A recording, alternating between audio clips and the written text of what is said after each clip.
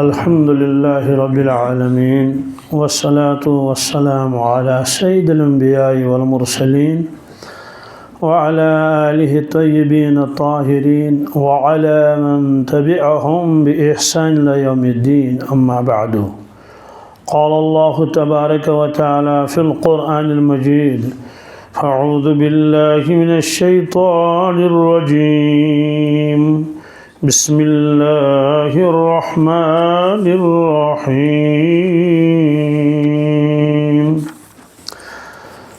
وَإِذْ قُلْنَا لِلْمَلَائِكَةِ اسْجُدُوا لِآدَمَ فَسَجَدُوا إِلَّا إِبْلِيسَ قال: أأسجد لمن خلقت طينا؟ قال: أرأيتك هذا الذي كرمت علي لئن أخرتني إلى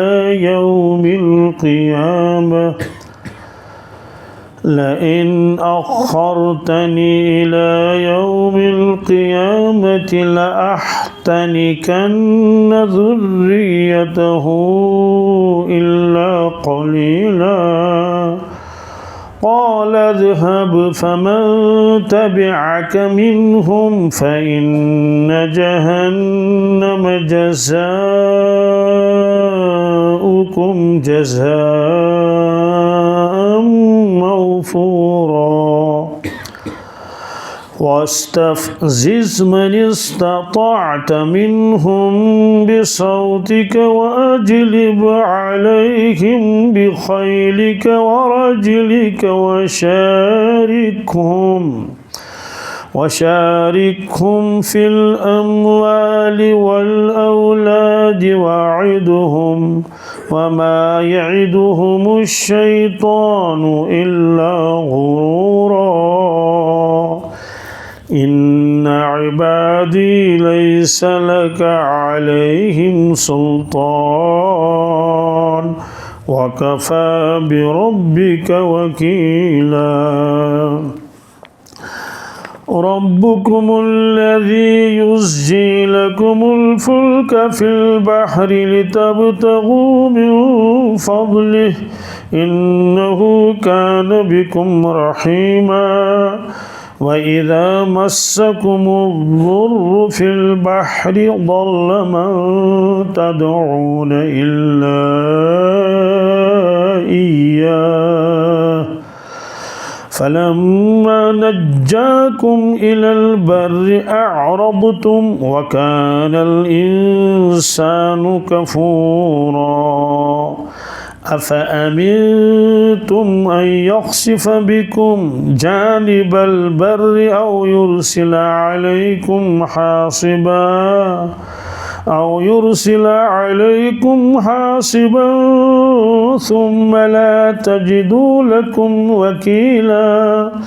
أم أمنتم أن يعيدكم فيه تارة أخرى فيرسل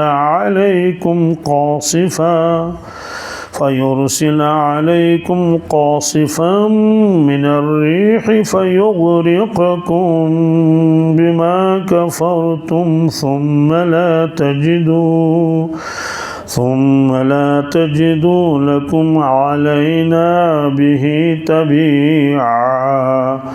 ولقد كرمنا بني آدم وحملناهم في البر والبحر ورزقناهم من الطيبات وفضلناهم على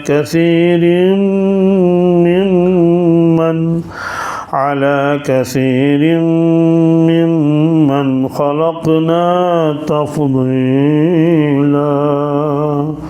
صدق اللہ العظیم. سورہ بنی اسرائیل کی 61ویں آیت ہے. اس سے پہلے اللہ تعالیٰ نے فرمایا کہ کفار جو رسول اللہ صلی اللہ علیہ وسلم سے معجزہ مانگتے تھے کہ اگر آپ نے ہماری خواہش کے مطابق معجزات دکھائے تو ہم ضرور اسلام قبول کریں گے۔ مثلاً یہ کہ یہ جو مکہ شریف میں پہاڑ ہیں، ان پہاڑ کو ہٹایا جائے تاکہ زمین جو ہے وہ ہو جائے، پلین ہو جائے، اور اس میں کھیتی بھی ہم کر سکیں، اور صفا مروہ یہ سونے کا بن جائے تاکہ جو ہے یہاں کی غربت دور ہو جائے، سب لوگ جو ہے وہ اس میں سے سونا لے لیں گے۔ تو اس کا جواب اللہ تعالیٰ نے فرمایا کہ ہم ایسا کر سکتے تھے، یہ کوئی مشکل نہیں ہے، لیکن پھر وہی پرانا اصول، پرانا قانون ان پر لاگو ہوگا۔ وہ یہ ہے کہ پچھلی امتوں نے جب معجزہ مانگا اور منہ مانگا معجزہ دے دیا گیا، لیکن پھر وہ اسلام نہیں لائے تو پھر ان کے اوپر عذاب آ گیا اور وہ ختم کر دیے گئے، الحمدللہ۔ پھر ان کو سنبھلنے کا اور ایمان لانے کا کوئی موقع نہیں ملا۔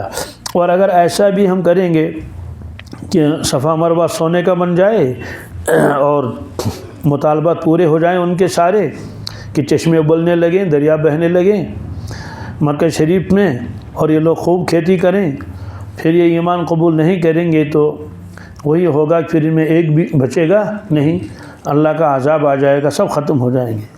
اور اللہ کے نبی صلی اللہ علیہ وسلم یہ چاہتے نہیں تھے، کوئی تھوڑے غصہ ان کے اوپر تھا کہ ختم ہو جائیں ساری، کوئی نہ رہے، نہیں، ہمدردی تھی اور ایک کڑن تھی آپ کے دل مبارک میں، کسی طرح سے یہ اسلام قبول، کسی طرح سے اسلام قبول کریں، تو چاہے دیر لگے۔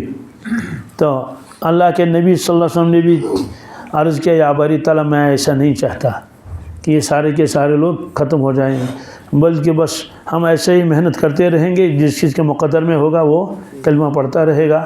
بہرحال یہ آیا تھا کہ ہم نے اس لیے منہ مانگا معجزہ ان کو نہیں دیا، حالانکہ اس کے علاوہ معجزات انہوں نے دیکھے، بلکہ اللہ کے نبی صلی اللہ علیہ وسلم ایک موقع فرمایا، لقد لبثت فیکم عمرا من قبل فلا تعقلون، لوگوں میں نے زندگی تمہارے ساتھ گزاری ہے، میں بھی نوجوان ایسے ہی جیسے آپ کے نوجوان تھے، لیکن آپ کے نوجوانوں کی زندگی دیکھو، ان کی تو کتنی شکایتیں آتی ہیں، تو 40 سال تک میری کون سی شکایت آپ کے سامنے آئی؟ کوئی نہیں۔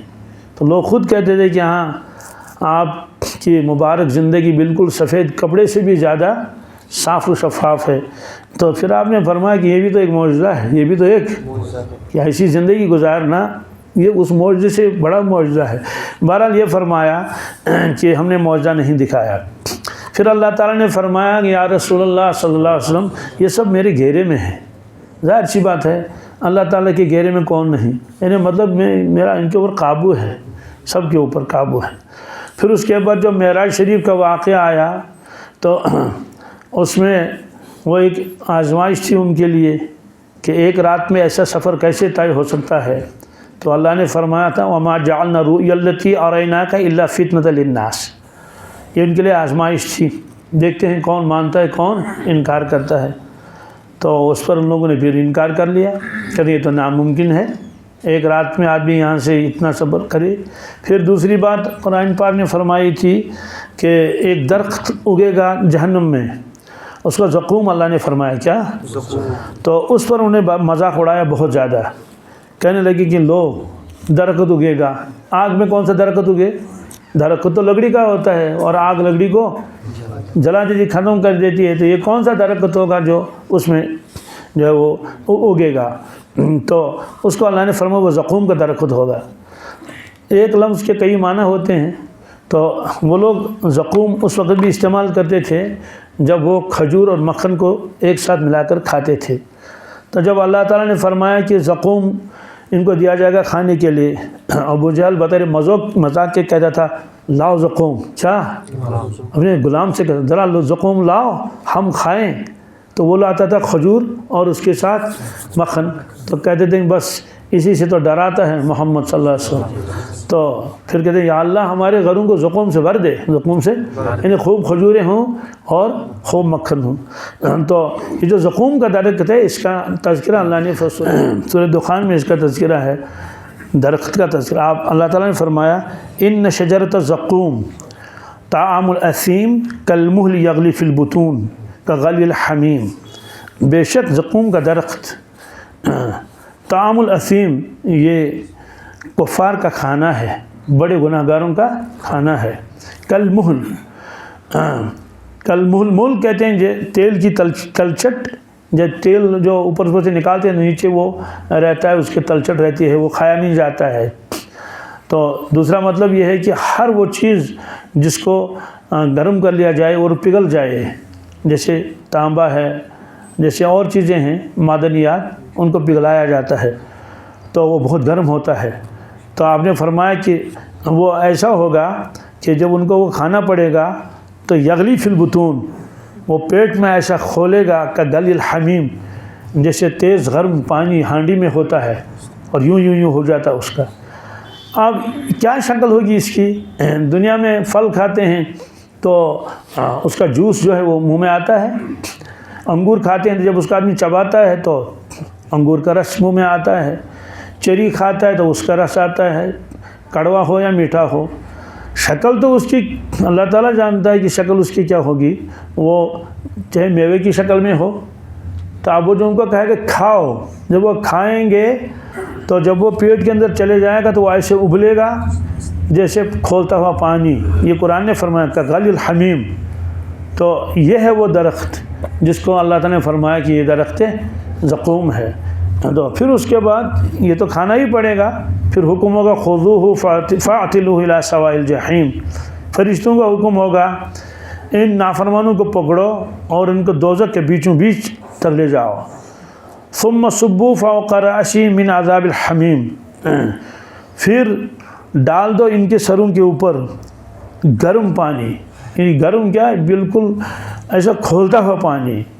تو وہ جب ڈالا جائے گا، قرآن پاک نے فرمایا کہ وہ اندر سے چلا جائے گا، آنتوں کو بھی کاٹ دے گا، فقط معہم، پھر اس کو کہا جائے گا ذق انک انت العزیز الکریم، لے مزہ چکھ لو، تو بڑا معزز اور مکرم ہے۔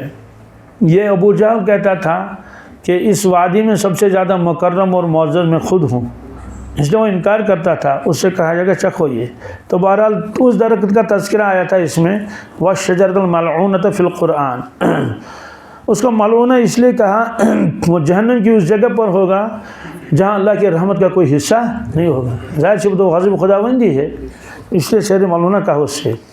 تو فرماتے ہیں وَنُخَوِّفُهُمْ، ہم ان کو ڈراتے ہیں، لیکن ہمارے ڈرانے سے یہ ڈرتے نہیں ہیں، بلکہ ان کی سرکشی میں مزید اضافہ ہوتا رہتا ہے۔ پھر اس کے بعد اللہ تعالیٰ نے شیطان کا تذکرہ کیا کہ اس نے انکار کیا۔ یہ ابلیس کا وہ واقعہ اور حضرت سیدنا آدم علیہ السلام کا واقعہ اس سے پہلے 3 جگہ آ گیا ہے، سورہ بقرہ میں، سورہ اعراف میں، سورہ نحل میں۔ یہ آج 4تھا مقام ہے، یہاں ابلیس کا تذکرہ آ گیا۔ وَإِذْ قُلْنَا لِلْمَلَائِكَةِ اسْجُدُوا لِآدَمَ فَسَجَدُوا إِلَّا إِبْلِيسَ، وہ وقت یاد کر لو جب ہم نے فرشتوں کو حکم دیا کہ آدم علیہ السلام کو سجدہ کرو، تو سب انہیں سجدہ کیا الا ابلیس، مگر ابلیس نے سجدہ نہیں کیا۔ ابلیس کا ایک نام شیطان بھی ہے، ابلیس بھی ہے، یہ قرآن پاک میں ہے۔ قال اسجد لمن خلقت طینا، تو وہ کہنے لگے کیا میں سجدہ کروں اس شخص کو جس کو آپ نے مٹی سے پیدا کیا۔ قال ارأیتک ھذا الذی کرمت علی، اور یہ کہنے لگا بتلائیے یا اللہ، یہ ہے وہ شخص جس کو آپ نے عزت بخشی میرے اوپر اور مجھے حکم دے رہے ہیں کہ اس کو کیا کر لو، سجدہ کر لو۔ اس نے کہا کہ یہ تو الٹا معاملہ ہے، بلکہ حکم تو یہ ہونا چاہیے کہ یہ مجھے سجدہ کرے اور مجھے کہہ رہا ہے کہ سجدہ کر لو۔ وہ اپنے آپ کو بہت اونچا سمجھتا تھا۔ یہ تفسیر ہے، ایک تفسیر جمل، یہ عربی تفسیر ہے، ایک صحابی، اس تفسیر جمل میں لکھا ہے، یہ علامہ سمرقندی نے بھی لکھا ہے کشف البیان میں، یہ حضرت کعب احبار کی روایت ہے۔ فرمایا کہ شیطان کے جو ہے 7 آسمانوں پر الگ الگ نام تھے، کیا الگ الگ نام تھے، اسے پکارتے تھے۔ پہلے آسمان پر اسے عابد کہتے تھے، کیا اس لیے کہ بہت زیادہ عبادت کی اس نے۔ دوسرے آسمان پر زاہد، کیا زاہد اس سے کہتے ہیں کہ جس کے دل میں دنیا کی رغبت نہ ہو، کیا اتنا مشغول ہو اس میں۔ تیسرے آسمان پر اسے کہتے ہیں یہ عارف ہے. کیا ہے؟ عارف. عارف اس کو کہتے ہیں جو اللہ کو پہچانتا ہو. چوتھے آسمان پر اس کو ولی کہتے تھے. کیا؟ دوست اللہ کا. پانچویں آسمان پر تقی. کیا؟ بڑا فرمان بردار ہے, اللہ سے ڈرنے والا ہے. چھٹے آسمان پر خازن. کیا؟ خازن اس کو کہتے ہیں جس کے پاس چابیاں دی جائیں اور وہ خزانے اس کے حوالے کر دیے جائیں. ساتویں آسمان پہ لکھا تھا عزازیل. کیا؟ اللہ محفوظ میں لکھا تھا ابلیس. کیا لکھا تھا؟ ابلیس کیا معنی آتے ہیں؟ اللہ کی رحمت سے نا امید. تو حضرت کعب احبار فرماتے ہیں شیطان جنت کا خزانچی 40,000 سال تک رہا. کتنے؟ اور شیطان نے عرش کا طواف 14,000 سال تک کیا. کتنے؟ 14,000 سال تک.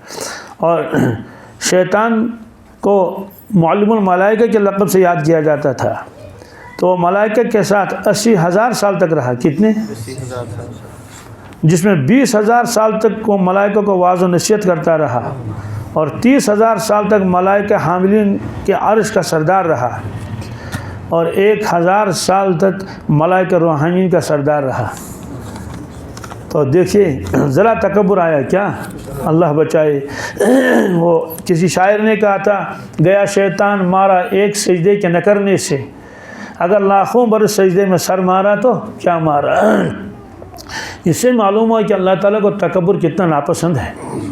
تو بس تکبر کی وجہ سے اس نے سجدہ, اس کو اپنی عبادت یاد آ گئی, اپنا مقام یاد آ گیا. بھائی میں تو ملائکہ کے ساتھ رہنے والا ہوں اور یہ شخص تو اس کو مٹی سے بنایا گیا, ابھی تو اس نے ایک سجدہ بھی خود نہیں کیا اور مجھے حکم دیا جا رہا ہے اس کے سامنے کیا کر لو, سجدہ کر لو.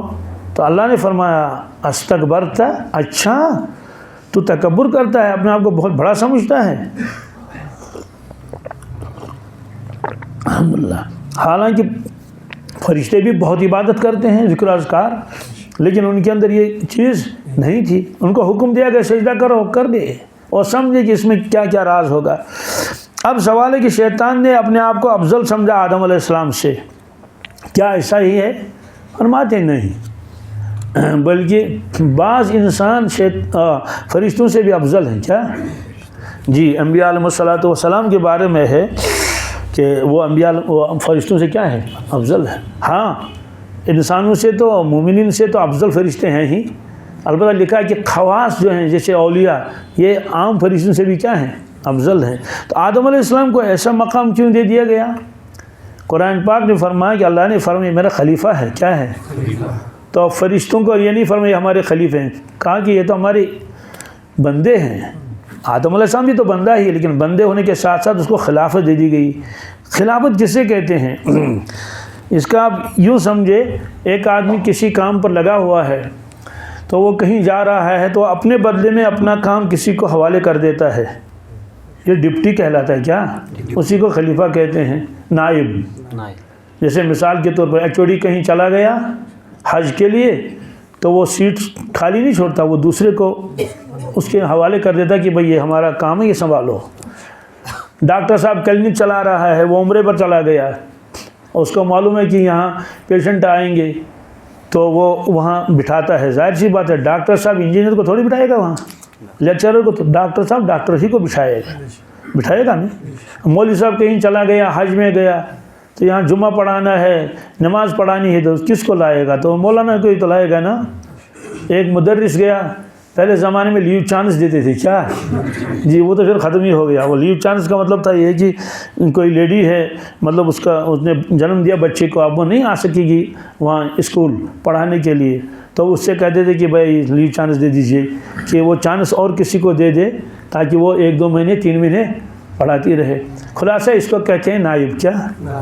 تو ہر شخص اسی کو نائب بناتا ہے جو اس کام میں ماہر ہو, جو اس کام کو چلا سکے. میں ایک شخص جو نان بھائی ہے وہ روٹیاں بناتا ہے, اس نے کہا مجھے حج میں جانا ہے. گاؤں والوں نے کہا ہے ہم تو یہاں پریشان ہو جائیں گے, یہاں روٹیاں کون پکائے؟ اس نے کہا گھبراؤ مت, میں انتظام کر لیتا ہوں, میں اپنے نائب کو ہم بٹھاتا ہوں, ڈپٹی کو. کس کو؟ جی. تو ظاہر سے کس کو لائے گا؟ ڈاکٹر کو لائے گا. تو نان بھائی کو لانا پڑے گا نا. اس سے معلوم ہے کہ جو اصل ہے اور جو نائب ہے, ان دونوں میں تو مشارکت ہونی چاہیے صفات میں. کس میں؟ ہے نا. یہ صاحب علم بھی ہونا چاہیے, صاحب فراست بھی ہونا چاہیے, اس کام کو نبھائے بھی. تو اللہ تعالیٰ نے فرمایا آدم علیہ السلام میرا خلیفہ ہے، آدم علیہ السلام میرا خلیفہ ہے۔ اس کا کیا مطلب ہے؟ اس کا مطلب ہے اس کو میرا کام انجام دینا ہے، میرا کام دینا ہے۔ تو انبیاء علیہ السلام کو خلیفہ بتایا گیا، یہ اللہ کے نائب ہوتے ہیں۔ کیا ہوتے ہیں؟ تو جو اللہ کا نائب ہوگا، اللہ علیم ہے، تو یہ بغیر نعوذ باللہ علم سے خالی ہوں گے کیا؟ تو اللہ انتظامات چلاتا ہے، اس کے انتظامات چلانے صلاحیت ہونی چاہیے۔ اللہ نوازتا بھی ہے، سزا بھی دیتا ہے۔ تو جو خلیفہ ہوگا یہ فرما برداروں کو انعامات دے گا۔ کیا دے گا؟ انعامات دیں گے، ایوارڈ دیں گے، اور جو گڑبڑ کرے گا تو اس کو کیا کریں گے؟ حوالات بھیج دیں گے، انہیں سزائیں۔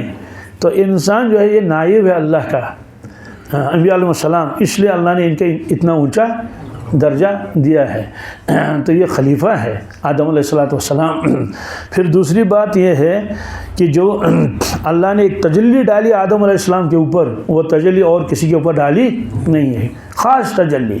پھر سبق بھی خود ہی پڑھایا، یہ نہیں کہا فرشتوں آ جاؤ آدم علیہ السلام کو سبق پڑھاؤ، نہیں، خود سبق پڑھایا آدم علیہ السلام کو۔ پھر فرشتوں کو بتایا کہ یہ تم سے آگے ہے علم میں، کس میں؟ تو آ جاؤ تمہارا ہوگا، وائوا ہوگا، کیا ہوگا جی۔ تو اللہ تعالیٰ نے فرشتوں سے کہا کہ سوالات کا جواب دے دو۔ انہیں صاف کہا کہ قال لا علم لنا الا ما علمتنا، یہ ہمارے علم میں۔ آدم علیہ السلام کو فرمایا آ جاؤ سوالوں کے جواب دے دو، انہیں فر سب سبق سنایا۔ خلاصہ یہ ہے کہ مخلوقات ایسا کوئی نہیں جیسے اللہ نے انسان کو پیدا کیا۔ اس لیے شیطان نے صاف انکار کیا، میں ایسا نہیں کر سکتا، میں اس کو سجدہ نہیں کروں گا۔ تو اللہ تعالیٰ نے فرمایا فخرج انک من الصاغرین، چونکہ کئی جگہ یہ ہے نکل جائے، یہاں تیرے اوپر لعنت ہے، تیرے پر وہ ہے، یہ ہے۔ تو اس نے کہا کہ مجھے مہلت دے دیجئے، کیا میں مر نہ جاؤں؟ کیا کہ مجھے مہلت دے دیجئے الی یوم یبعثون، کیا قیامت تک۔ آپ نے فرمایا جاؤ تجھے مہلت ہے، دیکھتے ہیں کیا کرو گے۔ اس نے کہا میں کروں گا، اب دکھاؤں گا اس کے اولاد کو، اور ان کے جو ہے ان کو اپنے قابو میں کروں گا۔ کیا کروں گا؟ قابو میں کروں گا، بند کر لوں گا۔ لیکن یا اللہ مجھے اختیار دے دے۔ کیا دے دے؟ اللہ نے فرمایا ٹھیک ہے ہم آپ کو اختیار دیتے ہیں، جاؤ جو مرضی کر لو۔ تو ایک روایت میں ہے عجیب عجیب چیزیں اس نے مانگی۔ کس نے؟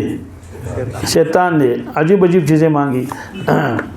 تو کہنے ابلیس نے کہا کہ یا اللہ آپ انبیاء علیہ السلام کے اوپر کتابیں نازل کریں گے تو میرے پڑھنے کے لیے کیا ہوگا؟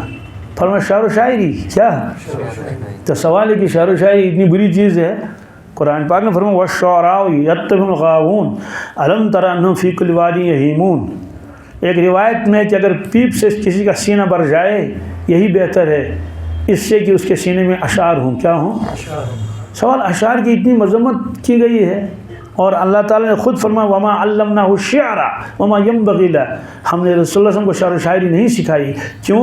وہ ان کے مناسب نہیں تھا۔ کیا؟ اب سوال اس میں سارے شاعر آ گئے پھر، لیکن ہم دیکھتے ہیں کہ نعت پڑھنے والے نعت پڑھ رہے ہیں، ہے نا، اور حمد و ثنا کرنے والے حمد و ثنا پڑھتے ہیں اشعار میں۔ اور اللہ کے نبی صلی اللہ علیہ وسلم خود فرماتے تھے حضرت حسان بن ثابت کو، حسان کھڑے ہو جاؤ، کیا یہ کفار لوگ میری مذمت کرتے ہیں شاعری میں، تم ان کا جواب دے دو شاعری میں۔ کس میں؟ بھائی شاعری کا جواب شاعری ہوگا نا، ڈائمنڈ کٹس ڈائمنڈ، تو جواب شاعری۔ تو وہ کھڑے ہوتے تھے اور اشعار پڑھتے تھے۔ تو فرماتے ہیں کہ جن اشعار میں اللہ کی تعریفیں ہوں، حمد ثنا ہو، اللہ کے نبی صلی اللہ علیہ وسلم کی صفات بیان کیے جائیں، یا وہ مضمون ہو جس میں جو ہے وہ بہترین تعلیم ہو، کیا ہو وغیرہ، وہ اس میں شامل نہیں، وہ اس میں شامل چنانچہ بزرگوں نے اشعار لکھے ہیں۔ حضرت خواجہ صاحب نے مراقبہ موت لکھا ہے، علماء کرام کس طرح سے اس کو پڑھتے ہیں بار بار بار بار۔ تو برائے بندگی ہے یاد رکھ، بر سر افغندگی ہے یاد رکھ، ورنہ پھر شرمندگی ہے یاد رکھ، چند روزہ زندگی ہے یاد رکھ، کر لے جو کرنا آخر موت ہے، ایک دن مرنا آخر۔ ظاہر سی بات ایسے اشعار سے جن کے مضامین اچھے ہوتے ہیں۔ اور آپ نے خود فرمایا وَإِنَّ مِنَ الشَّعْرِ لَحِکْمَةً، بعض اشعار کے اندر حکمت ہوتی ہے۔ کیا ہوتی ہے؟ اور ان اشعار سے کبھی ایسے کیفیات طاری ہوتی ہیں جو نثر میں نہیں، جو نثر میں نہیں۔ نظم سنتے ہیں تو آنکھوں سے آنسو آتے ہیں، اور عجیب عجیب اس میں ہوتے ہیں۔ تو حضرت مولانا روم رحمۃ اللہ نے خود اشعار لکھے ہیں، مثنوی کیا ہے تو اشعار کا مجموعہ ہے۔ بہرحال ابلیس نے کہا یہاں شعر سے مراد جن کے مضامین برے ہوں، کیا ہوں جی، جو آدمی کے اندر یہ جو ہو ان کے اخلاق کو خراب کرے، برباد کرے، اور جو ہے وہ جس میں صرف یہ مذاق ہو، کیا ہوں، مذاق ہوں، مزاحیہ ہوں، بس دل بہلائیہ ہوں، تو اللہ نے فرمایا جاؤ تمہارے لیے شعر و شاعری ہے۔ اس نے کہا میری تحریر کیا ہوگی، رسم الخط کیا؟ فرمایا کہ جسم کو گودنا اور گدوانا، جسم کو گودنا، اور یہ شیطانی تحریر ہے، یعنی ٹیٹو بنانا ہے، کیا ٹیٹو بنانا۔ تو آپ نے دیکھا ہوگا وہاں حرم میں تو بہت نظر آتا ہے، طواف کے دوران جو مرد حضرات ہوتے ہیں کہ احرام باندھے ہوئے ہوتے ہیں نا، یہ بازو تو کھلا رہتا ہے، کسی کے یہاں شیر بنا ہوا ہے، کسی کے یہاں پھول بنے ہوئے ہیں، اور تھوڑا نہیں یہ بھرا ہوا ہے، تو یہ مسلمان ہوتے ہیں، وہ طواف کرنے کے لیے آتے ہیں، لیکن یہ سب بھرا ہوا رہتا ہے۔ اس کے علاوہ بھی اب تو اس کا وہ رواج چل گیا ہے، حالانکہ اس کی ممانعت ہے۔ حضرت عبداللہ بن عمر فرماتے ہیں کہ ان رسول اللہ صلی اللہ علیہ وسلم لعن الواصل والمستوصل، عرب کی عورتیں دوسرے عورتوں کے بال لاتی تھیں تو اپنے بالوں کے ساتھ جوڑتی تھی تاکہ خوب بال والی نظر آ جائے، تو یہ واصل اور مستوصل جو بال جڑوائے، جس کے جڑوا دی جائیں، اس پر تو لعنت کی ہے اللہ کے نبی صلی اللہ علیہ وسلم نے، کیونکہ وہ آرٹیفیشل نہیں، وہ ان کے انسانوں کے بال انسانوں کے بالوں میں جوڑ دیے جاتے تھے۔ اسی طرح والواشمت، اسی طرح فرمایا والواشمت والمستوشمت، اور واشمہ جو یہ گدنے کا کام کرے، مستوشمہ جس کے بدن پر یہ گدوائے، تو یہ روایت بخاری مسلم دونوں میں ہے، اس پر لعنت کی ہے۔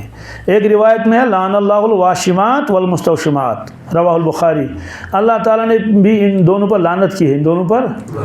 تو کیا اس میں ممانعت ہے ہمیں معلوم نہیں، لیکن اللہ کے نبی نے اس کو منع کیا۔ اب دیکھیں کتنے مسلمان نوجوان جو ہے آج وہ بناتے ہیں، یہاں بناتے ہیں، یہاں بناتے ہیں، کوئی کچھ لکھتے بھی ہیں، تو ممانعت ہے اس کی۔ ایک آدمی کو میں نے دیکھا، اس نے کلمہ لکھا ہے یہاں، کہاں؟ میں نے کہا اللہ کے بندے، آپ نے لا الہ الا اللہ محمد رسول اللہ سے لکھا ہے، آپ باتھ روم میں کیسے جاؤ گے؟ آخر باتھ روم میں انسان کو اپنے آپ کو پاک بھی کرنا ہے نا، استنجا بھی کرنا ہے، تو کیسے کیا کیا جائے گا؟ تو لوگ اس کو معمولی سمجھتے ہیں۔ بہرحال ابلیس نے کہا کہ میرا قاصد کون ہوگا جو میرا پیغام دوسروں تک پہنچا؟ فرمایا کاہن، کیا کاہن؟ وہ کہتے ہیں کہ شیطان ان کے پاس پہنچتا ہے انسانوں کے پاس، تو ادھر ادھر کی باتیں ان کو سناتے ہیں، تو 100 میں سے 1-2 باتیں صحیح نکلتی ہیں اندازے سے، یا یہ کہ شیاطین اوپر جاتے تھے پہلے، فرشتے آپس میں باتیں کرتے تھے، ایک آدھ بات اس کے کان میں پڑ گئی تو فرشتوں نے پیچھا کیا تو وہ بھاگ گیا، وہ آ کے کاہن کے کان میں وہ بات کہتا تھا۔ اب کاہن لوگوں کو بتاتا تھا، تو 99 باتیں غلط نکلی، اس کی طرف تو ذہن گیا نہیں لوگوں کا، جو بات صحیح نکلی اس کو پکڑ لا۔ کہتے ہیں بھائی کاہن کے پاس تو ان کے پاس علم غیب ہے، کاہنوں کے پاس، لوگ کاہنوں کے پاس جاتے تھے۔ تو اللہ نے فرمایا کہ تو تمہارے قاصد جو تمہارے کام کریں وہ کاہن ہیں۔ اس نے کہا میرے رہنے کا مقام کون سا ہوگا، میں کہاں رہوں؟ فرمایا کہ جہاں لوگ ننگے غسل کرتے ہیں، کیا؟ جہاں لوگ ننگے غسل کرتے ہیں، اسے عربی والے حمام کہتے ہیں، تو یہ حمام سے ہمارا حمام مراد نہیں، اس کو صفہ کہتے ہیں، کیا؟ صفہ کہتے ہیں۔ حضرت عائشہ صدیقہ رضی اللہ تعالیٰ عنہا فرماتی ہیں کہ مرنا بہتر ہے لیکن حمام میں جانا ٹھیک نہیں ہے، تو وہاں حمام سے یہ حمام مراد نہیں ہے، وہاں حمام سے مراد ہے کہ پہلے زمانے میں وہ کناروں میں وہ بڑے بڑے پتھر لگائے جاتے تھے، درمیان میں پانی ہوتا تھا حوض کی طرح، وہ گرم بھی کرتے تھے، کس طرح سے کرتے تھے بہرحال، تو اس میں لوگ جو ہے وہ ننگے نہاتے تھے، اس سے اس کی تو ممانعت ہے۔ اس لیے کہا کہ شیطان کا تمہاری بیٹھنے کی جگہ وہی ہے۔ ویسے بھی احادیث میں ہے کہ شیطان بیت الخلاء میں بیٹھتا ہے، کس میں؟ 26 جنات۔ اب سوال بچیں گے کیسے؟ ادھر تو نہیں جائیں گے جہاں سب لوگ ننگے غسل کرتے ہیں، تو لیکن باتھ روم میں تو جانا ہی پڑے گا، چلو اکیلے ہی جائے۔ جانے سے پہلے اللہم انی اعوذ بک من الخبث والخبائث یہ پڑھ لے، اب شیاطین کا اس کے اوپر کوئی قابو نہیں ہوگا، یہ فرمایا۔ تو اس نے کہا کہ اچھا میرے بیٹھنے کا مقام کیا ہوگا؟ ایک رہنے کا مقام ایک ہے، میں کہاں بیٹھا کروں گا؟ اللہ نے فرمایا بازاروں میں، کس میں؟ اسے شیطان بازاروں میں رہتا ہے۔ ایک روایت میں ڈنڈا ہاتھ میں لیے ہوئے شیطان کا لشکر تو گھوم رہے ہیں، کیا؟ جی یم بازرس وسن ید بازرس یم بازرس وسن خود بازرس رہتے ہیں، مطلب غفلت کا مقام ہوتا ہے۔ کون؟ تو سوال ہے کہ پھر تو بازار جانا ہی نہیں، تو دکاندار بیچے گا کیا تو خریدار خریدیں گے کیا؟ الحمدللہ۔ ایک روایت میں ہے احب البلاد الی اللہ مساجدها، اس سرزمین میں سب سے زیادہ پیاری اور محبوب جگہ اللہ کو مسجدیں ہیں، اس میں اللہ ہوتا ہے، نمازیں ہوتی ہے، واعظ و تبلیغ ہوتی ہے۔ وابغض البلاد الی اللہ اسواقها، تمام شہروں میں سب سے بدترین جگہ وہاں کے بازار ہیں۔ ایک طرف تو یہ ہے، دوسرا طرف آپ نے فرمایا کہ التاجر الصدوق التاجر الامیر الصدوق مع النبیین والصدیقین والشہداء، التاجر الصدوق الامین، جو سچا تاجر ہوگا کیا ہوگا؟ امانت دار ہوگا، کیا امانت دار، وہ نبیوں کے ساتھ اٹھے گا، کس کے ساتھ؟ اور شہیدوں کے ساتھ، کس کے ساتھ؟ صدیقین کے ساتھ۔ تو تین ہی تذکرہ اس میں ہے، ورنہ یہ چار آتے ہیں نا، من النبیین والصدیقین والشہداء والصالحین، لیکن اس روایت میں صرف تین کا تذکرہ ہے، التاجر الصدوق الامین مع النبیین والصدیقین والشہداء، بس خاموشی۔ تو چوتھا کیوں نہیں کہا؟ کہتا صالحین کا تذکرہ کیوں نہیں کیا؟ کہ یہ تو صالح خود ہے، یہ دکاندار تو صالح ہے، اور اس لیے فرمایا بازار جاؤ چوتھا کلمہ پڑھ لو، کیا پڑھ لو؟ مطلب تو یہ ہے کہ بازار میں چونکہ غفلت ہوتی ہے اور شیطان جھوٹ بھی لوگوں سے کہلواتا ہے اور ملاوٹ بھی کرواتا ہے، لیکن جو مومن ہوگا کیا، اس کے لیے بازار جو ہے وہ ممنوع نہیں ہے جانا، وہ تو کاروبار کرے گا۔ اور اس کے بارے میں اللہ نے خود فرمایا رجال لا تلہیہم تجارۃ ولا بیع عن ذکر اللہ واقام الصلاۃ وایتاء الزکاۃ، یہ صحابہ ایسے لوگ ہیں، یہ کاروبار کرتے ہیں لیکن ان کا کاروبار ان کو غفلت میں نہیں ڈالتا ہے، زکوٰۃ دیتے ہیں، اللہ سے ڈرتے ہیں، نماز کے پابند ہیں، نماز کے تو ظاہر سی بات ہے مومن کے لیے گویا کہ وہاں کوئی نقصان کی چیز نہیں ہے، اس کا اللہ کے ساتھ ایسا گہرا تعلق ہے۔ لیکن بہرحال شیطان نے کہا کہ یہ میرے بیٹھنے کی جگہ ہے، پھر اس نے کہا میرا کھانا کیا ہے، کیا تو اور کھانا پینا کیا ہے؟ اللہ تعالیٰ نے فرمایا تمہارا کھانا وہ ہے جس پر اللہ کا نام نہ لیا جائے، کیا وہی کھا لو تم۔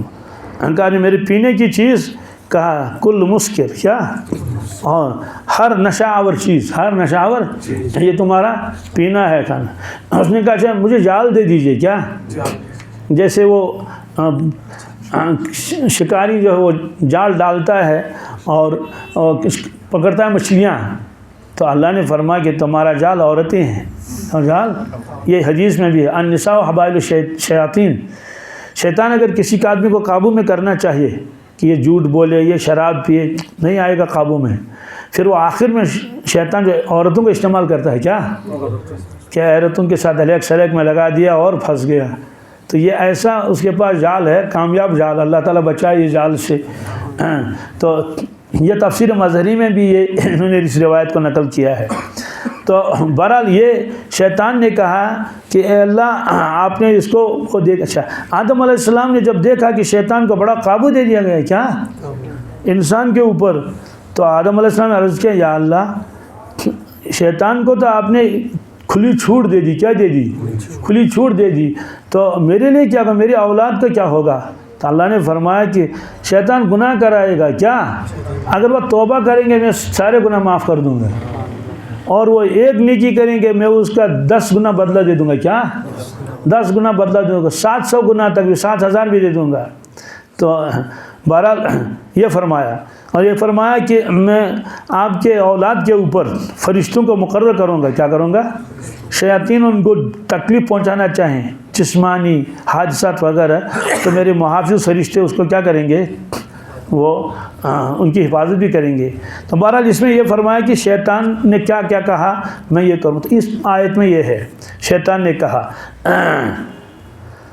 لیکن اخرتنی الی یوم القیامہ، یا اللہ اگر مجھے آپ مہلت دیں، اگر مجھے آپ مہلت دیں، کب تک؟ قیامت کے دن تک، لَأَحْتَنِكَنَّ ذُرِّيَّتَهُ، میں ضرور بھی ضرور لگام دے دوں گا، کیا لگام دے دوں گا میں ضرور بھی ضرور ان کی اولاد کو، الا قلیلا، بس تھوڑے سے لوگ بچ جائیں گے، تھوڑے سے لوگ۔ اور اس کو معلوم تھا کہ اللہ کے کچھ بندے ایسے ہوں گے میری ان کی بات چلے گی نہیں، اس لیے بزرگوں نے لکھا ہے شیطان لگام دیتا ہے انسانوں کو، سوار ہوتا ہے ان پر، جدھر مرضی ادھر لے جائے گا ان کو، تو شیطان یہ کام کرتا ہے، لیکن اولیاء کرام شیطان کو لگام دیتے ہیں کیا؟ وہ الٹا کرتے ہیں، کیا کرتے ہیں؟ الٹا کرتے ہیں۔ مطلب ان کے پاس ایسا اللہ نے روحانیت عطا کی ہے، اللہ کا ایسا گہرا تعلق ہوتا ہے، اتنا ایمان مضبوط ہوتا ہے کہ شیطان کی کچھ چلتی نہیں۔ ایک روایت میں ہے کہ شیطان جو ہے وہ تخت بچھاتا ہے سمندر کے اوپر، جہاں اس کو کوئی وہ ڈسٹرب نہیں ہونا چاہیے، ہو سکتا ہے برمودا ٹرینگل ہو تو بس وہی ہے، تو وہاں بیٹھتا ہے، تو وہاں سے بھیجتا ہے اپنے کارندوں کو، جاؤ کام کر لو، جاؤ، وہ آتے کام کرنے کے لیے۔ تو صحابہ کرام کے زمانے میں بھی بھیجتا تھا کہ جاؤ، تو شام کو واپس آتے تھے، کہتے کہ کیا کیا؟ کہتے کچھ بھی نہیں۔ کیا؟ کہتے کیوں؟ کہتے کہ بہت زور لگائے، یہ نماز چھوڑ دے، یہ جھوٹ بولے، یہ کم تولے، ہے نا، لیکن ہم کامیاب نہ ہو سکے، ہم کامیاب۔ شیطان کہتا تھا گھبرانے کی بات نہیں، صبر کر لو، کیا کر لو؟ آئے گا وقت، آئے گا، تمہاری خوب چلے گی۔ مطلب تو یہ ہے کہ اگر آج ماننے والے نہیں، رسول اللہ صلی اللہ علیہ وسلم کی شاگرد تھے، ان کے مرید تھے، ہے نا، ان کی دعاؤں میں آمین کرنے والے، ان کے پیچھے نماز پڑھنے والے، اور حضرت کا دیکھنا ہی کیا کام تھا؟ حضرت کا جی کتابوں میں لکھا ہے مومن جب مومن کو دیکھتا ہے اس کا ایمان مضبوط ہوتا ہے۔ کیا؟ مومن جب مومن کو دیکھتا ہے، بس صرف دیکھا، کیا؟ تو اس کا ایمان مضبوط ہو جاتا ہے۔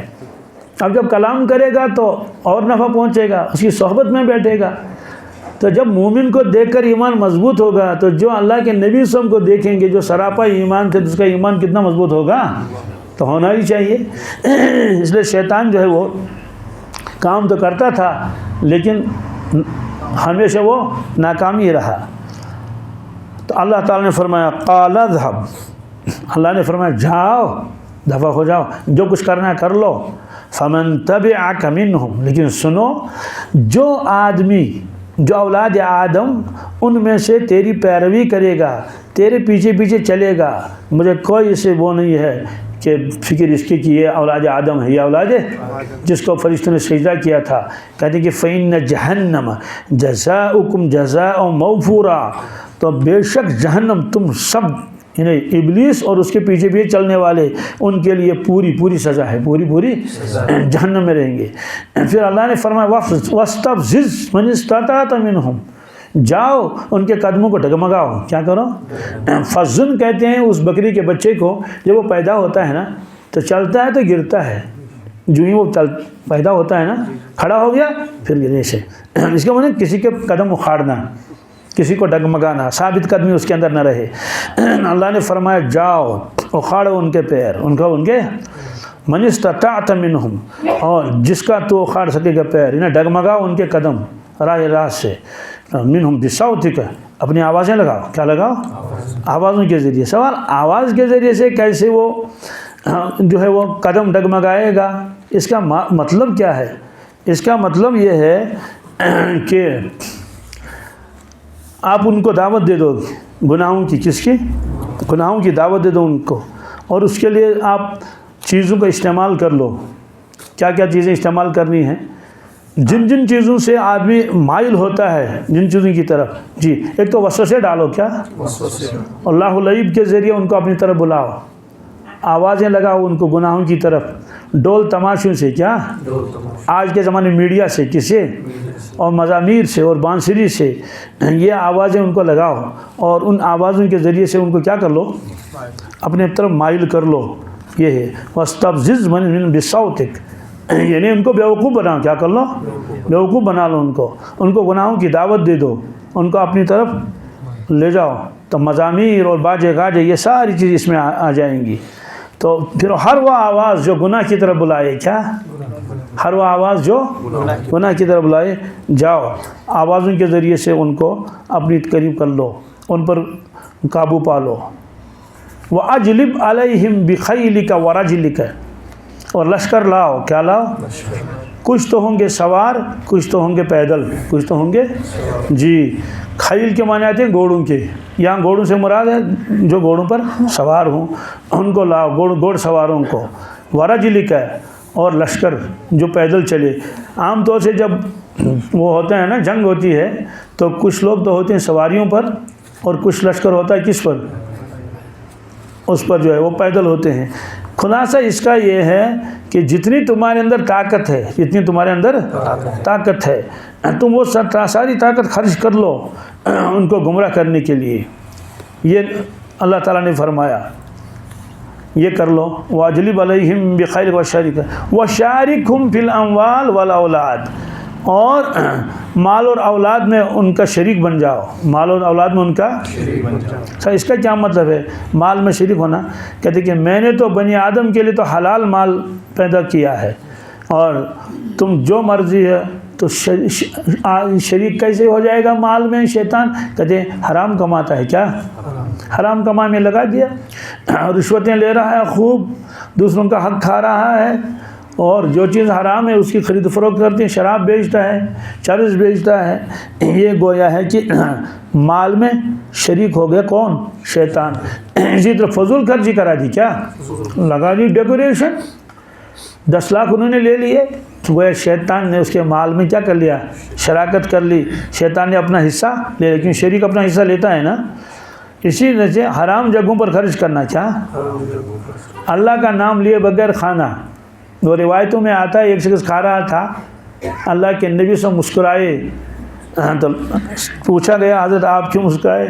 یہ شخص بغیر بسم اللہ کے کھا رہا تھا، تو شیطان اس کے ساتھ تھا، وہ بھی کھاتا تھا. اب اس کو یاد آیا، اس نے بسم اللہ درمیان میں پڑھ لیا. جیسے کہتے ہیں کہ جس کو بسم اللہ بھول جائے وہ کیا پڑھ لے؟ بسم اللہ اولہ آخرہ. تو شیطان نے جتنا کھایا تھا اس کو کئی آ گئی، کیا سب آ گیا. تو اولاد میں شرکت کیسے کرے گا؟ اولاد میں شرکت کا مطلب ہے کہ ان کے نام رکھ دے عبد الشمس، کیا مطلب سورج کا بندہ، جس کا یعنی ان کے نام مشرکانہ نام رکھ دے، حرام آمدنی سے ان کی پرورش کرے. اسی طرح سے ان کے جو ہے وہ دین سے ان کو خود ہی روک لے. کیا نماز نہیں پڑھنے دیتا ہے. جیسے ایک لڑکی ہے دیندار ہے، وہ نماز پڑھتی ہے، تو اس کی ماں چپ کے دیکھتی ہے کہ یہ کیا کر رہی ہے. جب دیکھے نماز پڑھ رہی ہے تو دروازہ کھولتی ہے، مگر وقت ضائع. کیا کیوں وقت ضائع کر، پریپریشن کر لو.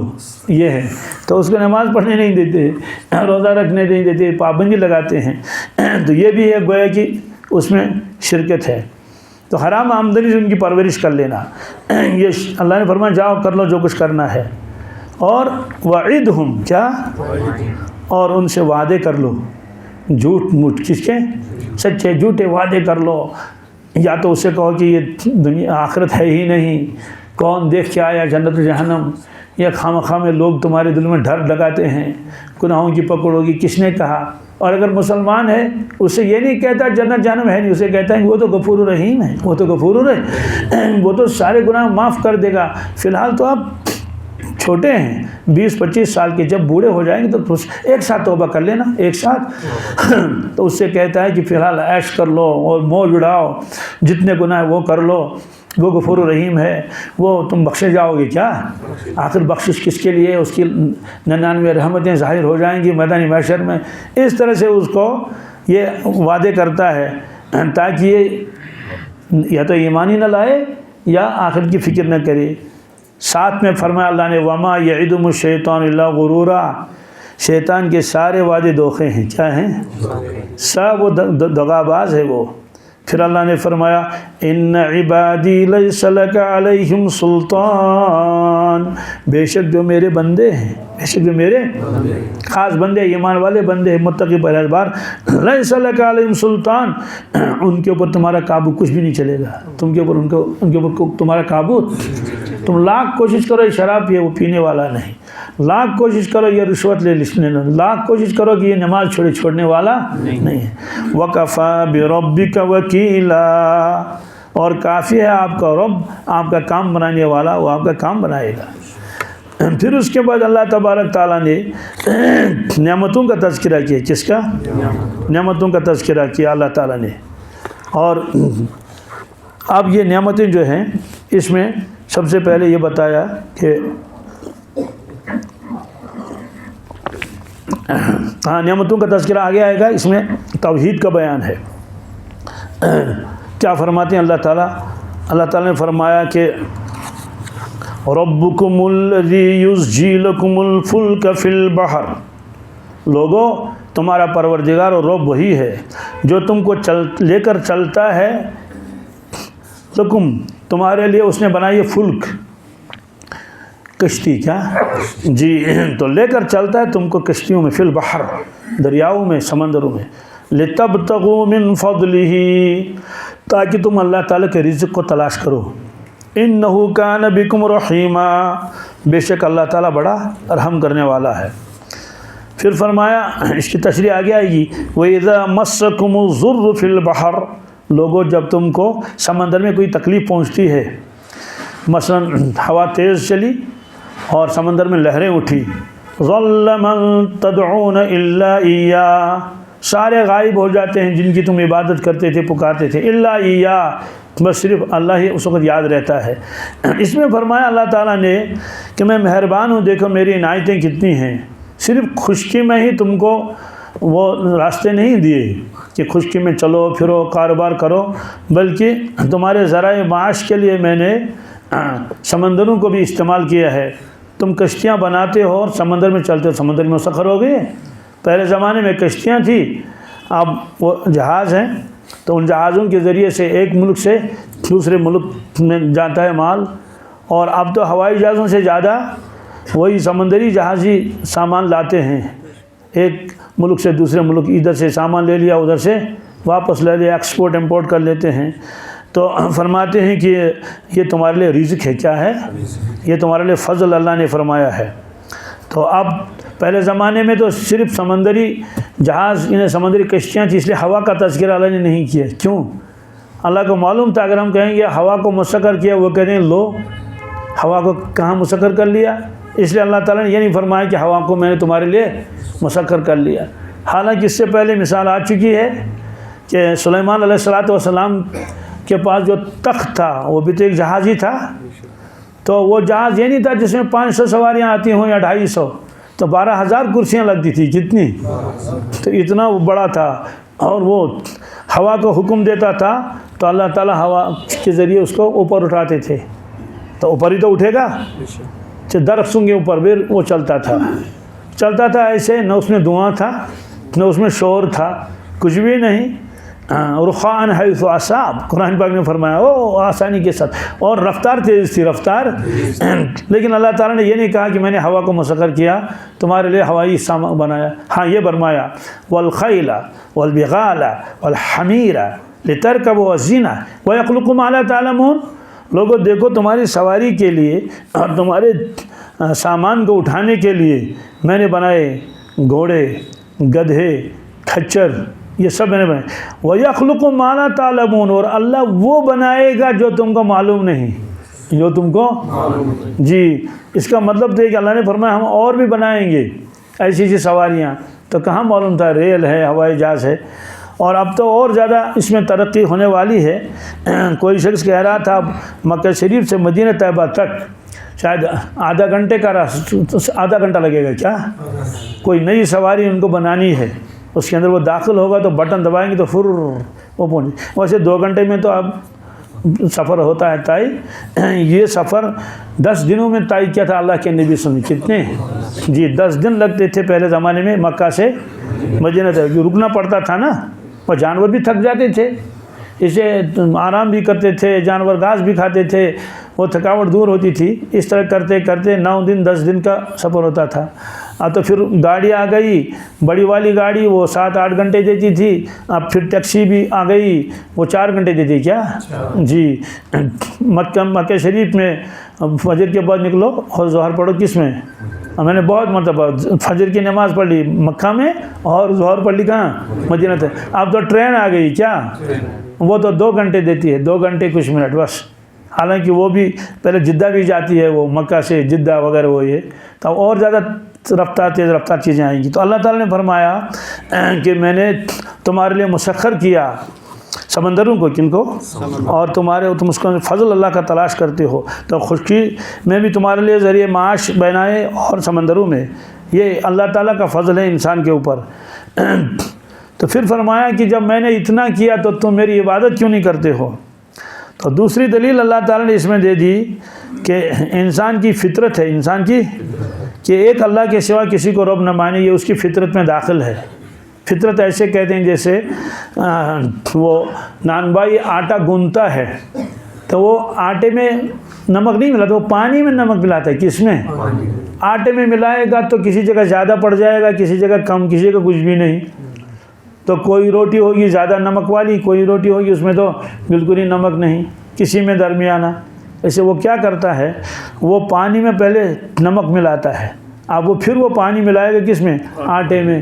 اس کا مطلب تو یہ ہے کہ پورے آٹے میں یکساں وہ جو ہے نمک ہوگا، یا اگر شکر ملانا ہے اس میں، کھانڈ ملانا ہے اس میں.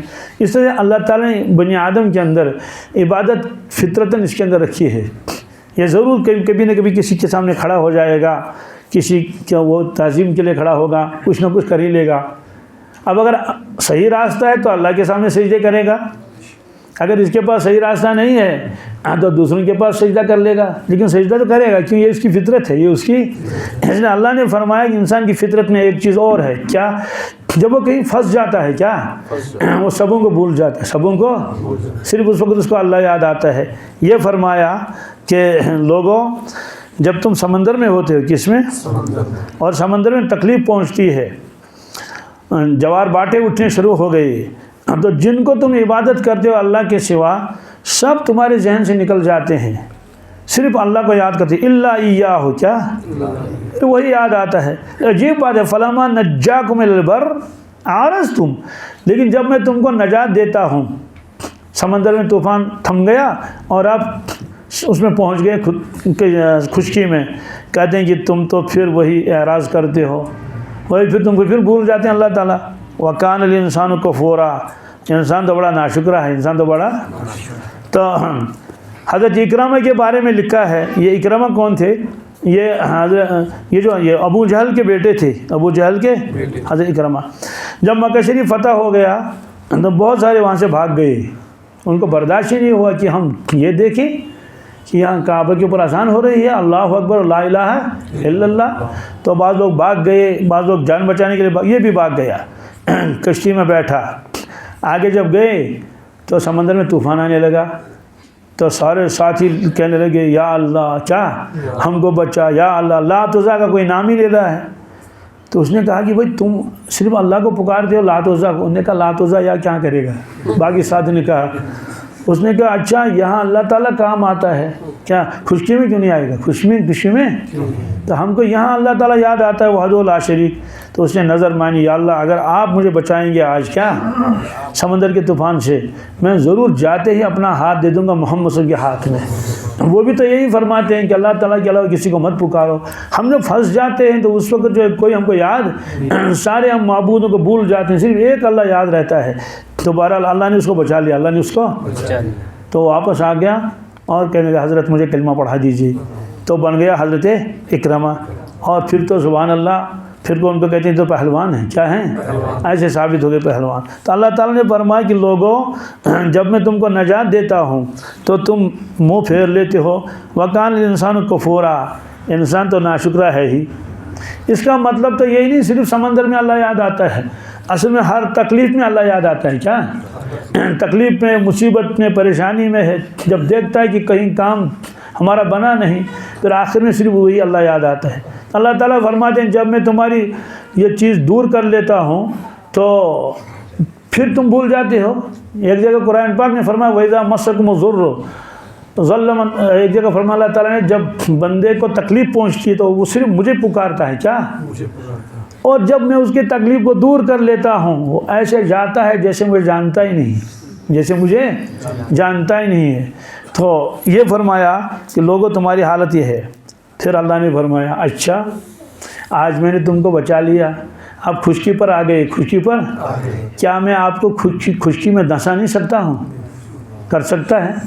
تو یہ کیوں کہتے ہو کہ بھائی سمندر میں تو خطرہ ہے، کشتی ڈوب جائے. اس لیے فرمایا افامنتم، لوگوں کیا تم بے فکر ہو گئے اور بے خوف ہو گئے، ان یخسف بکم جانب البر، کہ میں دھسا دوں گا تم کو خشکی میں. کس میں؟ جیسے قارون کو دھسایا، کہ وہاں بھی تمہارے کوئی بچانے والا نہیں ہوگا. او یرسل علیکم حاصبا، یا میں تیز ہوا بھیجوں، کیا جو تم پر پتھراؤ کرے. کیا کرے؟ یعنی ہوا بھی ہوگی اور ہوا میں پتھر بھی ہوں گے، پتھر لائے گا اللہ تعالیٰ وہیں سے۔ تو سائنسدان کہتے ہیں کہ آسمان میں صرف پتھر گھوم رہے ہیں، پتہ نہیں کتنے، کسی علاقے میں بڑے بڑے پہاڑ، اگر نیچے آ جائیں گے تو کیا ہوگا؟ یا طیرن ابابیل کو بھیج دیا، چھوٹے چھوٹے پتھر ہی تو تھے وہ، تو سارے لشکر کو ختم کر دیا۔ تو ایسے ہی اللہ تعالیٰ فرماتے میں ہوا بھیجوں گا، اس میں پتھر ہوں گے کیا؟ ثم لا تجدوا لکم وکیلا، پھر تم کسی کو کام بنانے والا بھی نہیں پاؤ گے میرے علاوہ۔ مطلب تو یہ ہے کہ آدمی کہتا ہے کہ یہاں تو میں خطرے میں ہوں، وہاں خطرے میں کہتے کہ میں ہر جگہ تم کو پکڑ سکتا ہوں۔ خلاصہ یہ ہے کہ لوگوں تم اللہ کو مانو اور اس کی عبادت کر لو۔ پھر فرمایا اچھا ٹھیک ہے، آپ تو ایک مرتبہ بچ گئے، کس سے؟ سمندر میں۔ ام امنتم ان یعیدکم فیہ تارۃ اخری، کیا تم اس سے بے فکر ہو گئے ہم اور کسی دن تم کو واپس لوٹائیں گے اسی سمندر میں؟ کس میں؟ کام پڑ گیا، اس کے اوپر چارہ نہ جانا ہی پڑا۔ فرمایا فیرسل علیکم قاصفہ، پھر میں طوفان بھیجوں گا تمہارے اوپر، کیا؟ من الریح، ہوا کا اور پانی کا بھی، فیغرقکم بما کفرتم، پھر تم کو وہ ڈبا دے تمہارے کفر کی وجہ سے۔ ثم لا تجدوا لکم علینا بہ تبیعا، سبحان اللہ، پھر تم نہیں پاؤ گے اپنے لیے جو ہم سے باز پرس کرے، کیا؟ جو ہم سے بدلہ لے لے، کیا لے لے؟ ہمارا پیچھا کرے کہ تم نے ان کو کیوں ڈبا دیا؟ بس نکلا ایک جلوس اللہ کے خلاف، کس کے؟ فرمائے کوئی نہیں آئے گا، کوئی نہیں، میرا پیچھا کوئی نہیں کر سکتا، میرے خلاف کوئی اٹھ نہیں سکتا۔ خلاصہ اس کا یہی ہے، اللہ تعالیٰ فرماتے ہیں کہ ایمان والوں کو چاہیے کہ وہ فرما بردار بنے، بلکہ ہر شخص کو چاہیے کہ وہ اللہ کو مانے، اس کی نافرمانی نہ کرے۔